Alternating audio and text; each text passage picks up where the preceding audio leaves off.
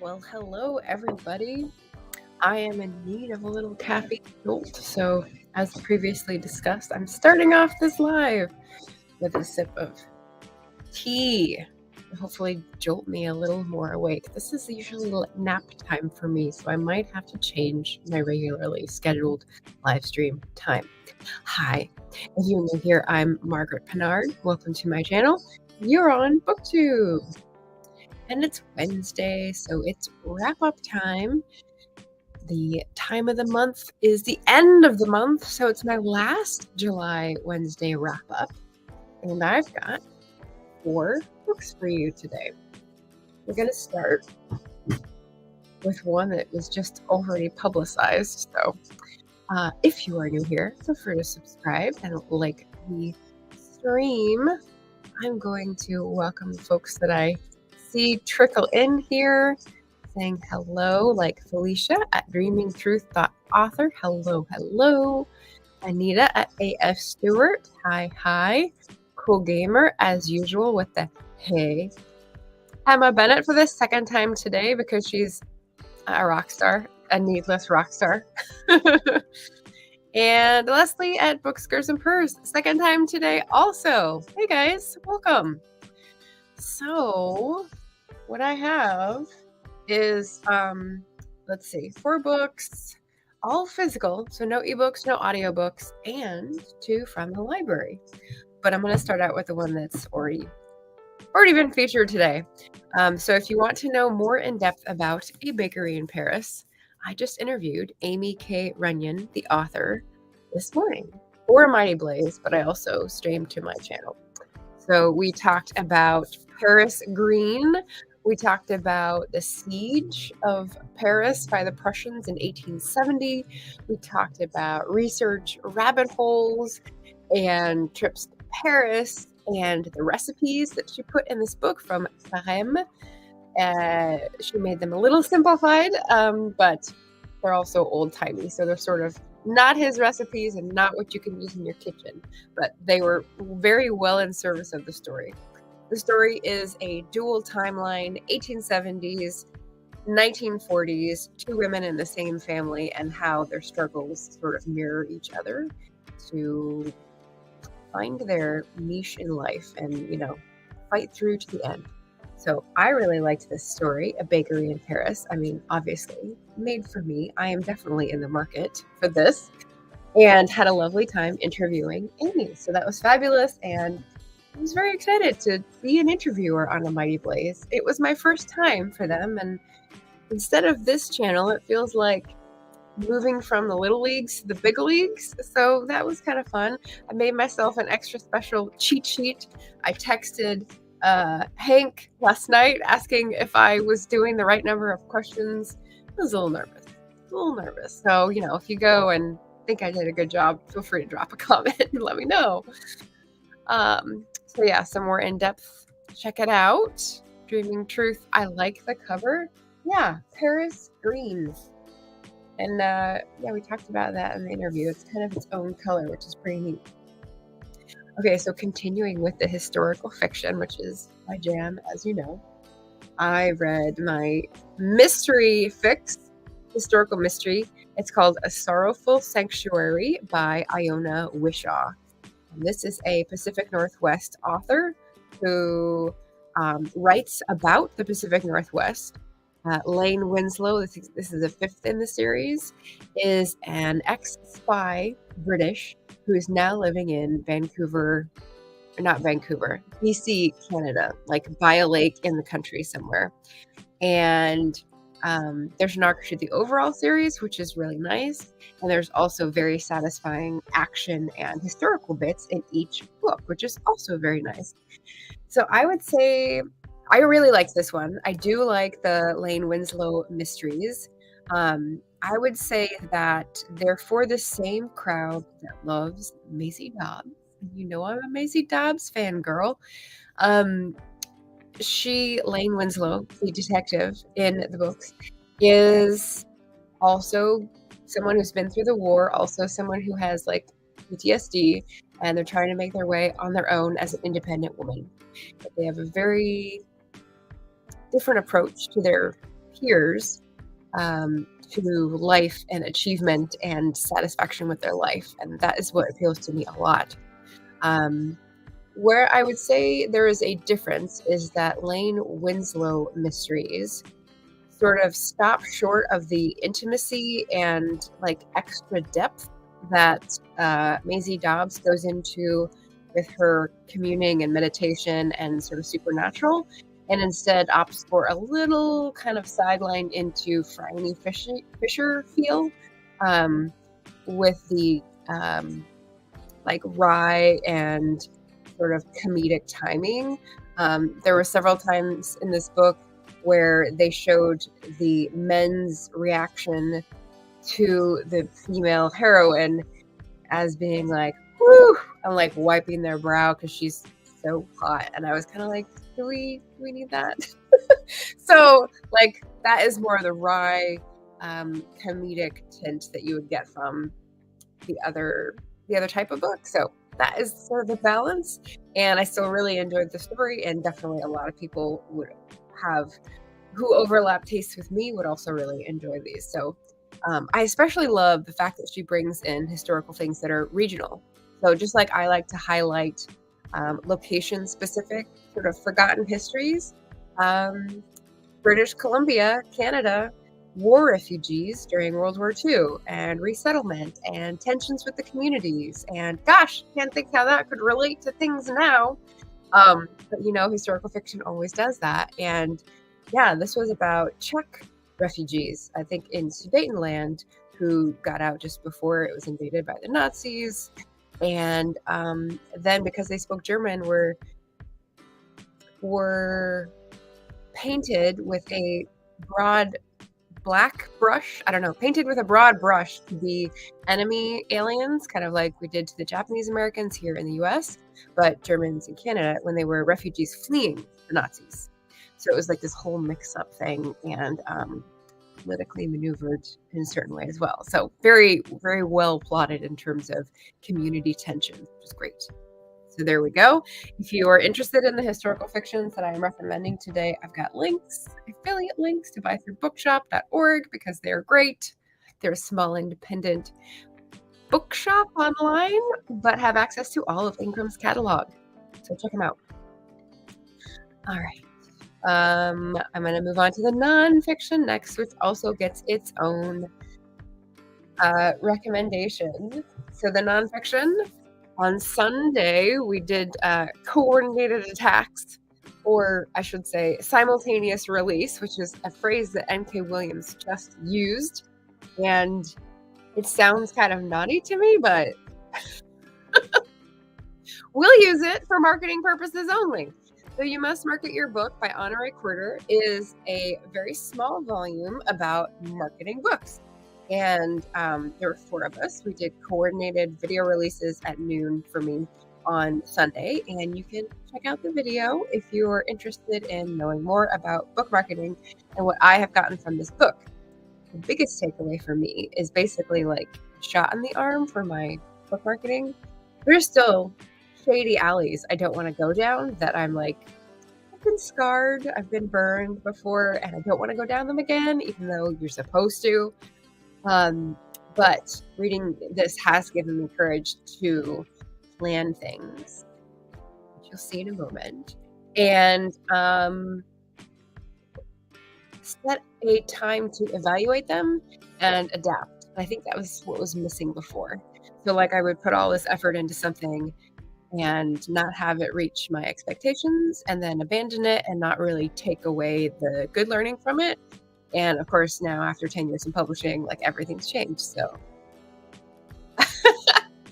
but speaking of 10 years in publishing, August 5th, I will be talking to Emma Bennett and JD Estrada about their 10 years in publishing to do a joint anniversary celebration. So it should be fun. Tune in for that. Shannon is here. Hello, hello. Felicia says, yes, I would definitely read Sorrowful Sanctuary. Right? Yeah, I love the like forgotten history that's still applicable and still is talking about human emotions and tendencies and pitfalls, really. So yeah, we can learn a lot from that. Everyone's saying hi. Hey, look at that. Chuck is here. Great discussion. Thanks, Chuck. Nice to see you. Okay, so that is my historical fiction, and nonfiction. And finally, we have one for Jane Austen. Jane Austen, July, that is. So this is a book written by Jane Austen when she was still a teenager. I know. Don't feel bad. It's okay. It's called The History of England, and it's a short parody satire. So if that is your thing, you will love it. Basically, she took someone who was fairly famous, who had a very successful book where he did the least to talk about the history of each of the rulers in England, and made fun of it, and did her own version as a satire, and basically championed who she wanted to champion, Mary Queen of Scots, and ruthlessly made fun of the kings and queens that she didn't like and the political things that she didn't approve of. So, and this book brings to our attention and Cassandra's portraits. It includes a lot of the illustrations that were in the sort of never published history of England, but found in her papers. And it uses these illustrations to prove, in quotes, that the history of England, Jane Austen's parody, was actually, on one level, funny about this author and his book, but also a way to sort of act out the people in her family and what she thought of them.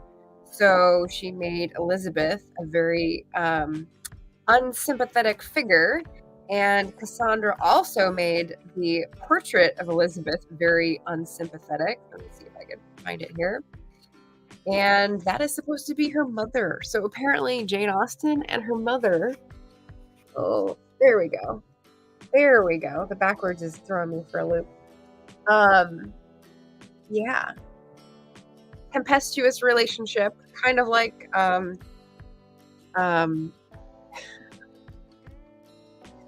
why can't I think of the name? Bennett. This is Bennett. I was like Bingley. Now all I can think of is Bingley. So yeah, so it's kind of hard to find. I didn't put a link in because it's one of the books that I inherited, so it's not readily publishable, readily findable. But it's got lots of pictures, lots of index, lots of like, we're trying to prove a point here. And I think they kind of protested too much about the point. Like, it's interesting, but I mean, yeah, there were family issues, and I think biographies cover that. But if you're going to take this small of a book and talk about the illustrations by Cassandra, her sister, and the parody by Jane, like, you could make it even shorter? I don't know. Maybe that's what they were trying to do, is make it longer, by Juvenilia Press. So I enjoyed reading it. It was short, and they made their point. They convinced me. But yeah, just like an interesting side read for Jane Austen July. R.C. Scott, hello. So I've got one more read for Jane Austen July, and I will show you the current read stack, and then I will show you what I'm getting up to in book marketing, because I hinted at that earlier. So the current read stack is, as you know, I read a lot of books at once, so here's the current read stack. I can just barely palm it like a basketball. Okay, so in no particular order, tell me your current reads so we can like compare notes, and I will go through quickly in no particular order what you will be seeing in the next Wednesday wrap. So I just started Extra Witchy by Anne Aguirre, and oh my gosh, there's a hookup in the first chapter, and I am all in. It's a urban fantasy with a witch at the center, and obviously I did not pick it up for the cover because wedding dresses and bouquets are not my thing, but the witchy part is intriguing, and the characters acting out of character in the first chapter, the love interests, is very intriguing. So I'm already all in. So that was nice this morning to start. For International Blog Day last Saturday, I was reading Annie Proulx's Fen, Bog, and Swamp. I haven't gotten very far, but She's talking about why they're so important. A short history of peatland destruction and its role in the climate crisis. So the last thing I read, this feels like forever ago because there's been so much stuff. Oh gosh, she's talking about the definitions of fen, bog, and peat swamp. So like that was interesting. That was the first thing that caught my eye. I'm still plugging away at The Body Keeps the Score by Bessel van der Kolk, MD. I am, I don't know, maybe almost halfway through on that. I decided that it's not going to be bedtime reading to read about trauma. So body trauma, that's not the greatest idea. I started Portlandness, A Cultural Atlas by David Rannis and Hunter Shove. So I've had this for a long time and never gotten into it because it's graphical representations of different aspects of Portland. And I am a visual person, but interpreting graphical data is not something that I do naturally or have a lot of practice at, I guess. When I'm reading through books and they've got graphs and charts, I usually skip right over them. Like, I will read it in words and understand it much better than puzzling over an X and a Y axis and a bar or dots or clusters or what have you. And so I got this and it was really cool. But then I was like, I don't understand this. But I just went back into it. And the first thing that they had was actually really cool. It was, people say that Pioneer Square is Portland's living room. But then what's the rest of the city? They actually have like imagined what most of the other neighborhoods would be in terms of mood or vibe in relation to Portland. And I thought that was really cool. And now I'm reading about Cascadia, which is like a bioregion concept. That's really cool. So definitely more to explore. The last Jane Austen I'm going to dive into is Jane Austen's Letters, because this was voted on in the poll last week. I think Anita and Shannon and Emma all voted for the Letters. So I'm making my way through that. I was trying to finish it, and then I realized I didn't need to. So went back to the other books that I had to read. I am working on a book that I am a part of, which is the Stygian collection. I haven't gotten to my piece yet because I'm in the third part, but I have gotten about a third of the way through, and it's fantastic so far. So 25 short stories about not necessarily doom and gloom, but the border of life and death and how we deserve our fates, perhaps. Yeah, that's a good way to describe it. And then, and the very slow Barbara Comans, Our Spoons Came from Woolworths. I picked this up when I didn't have a mystery to dive into for comfort reading. And it's interesting, but I have no idea where it's going yet. It's a classic, and I know Marilyn has read it and really enjoyed it, and it's been on my list for a while. I just picked it up and started reading. But yeah, 1, 2, 3, 4, 5, 6, 7. 7 current reads. How about you guys? And no one has put anything in the comments. That's fine. You can comment afterwards if you're watching this on the replay. Andy is here. He's lurking. That's okay. Okay, so then the final thing I have for you today, this is going to be a short live stream, is to share a little teaser. So when I said the book marketing thing, I haven't been very systematic about it. Well, buckle up, buttercups, because next month I am going to be revealing something I'm hosting that is going to be very systematic, and I've been very organized about it, and I only hope that I can keep the energy going to make it to 1,000 subscribers. I really, really want to push the ball up the hill so that it rolls down the other side instead of smashing me in the face. Wouldn't that be nice? Wouldn't that be nice? So I shared a little image on Instagram. That's what this is. And I said, teaser time. What will I be hosting in August that I am so excited to share with you? And I gave some funny multiple choice answers. And Leslie and Shannon already weighed in, but feel free to drop by and Make a crazy guess. What do we got here? Our reads. I'm not sure what you mean by our reads, but oh, good. Okay, current reads. Maybe that's why. Anita is saying, I'm currently reading Lady Vago's Malediction, a gothic fantasy. That's interesting. I haven't heard of it. Is it a modern author or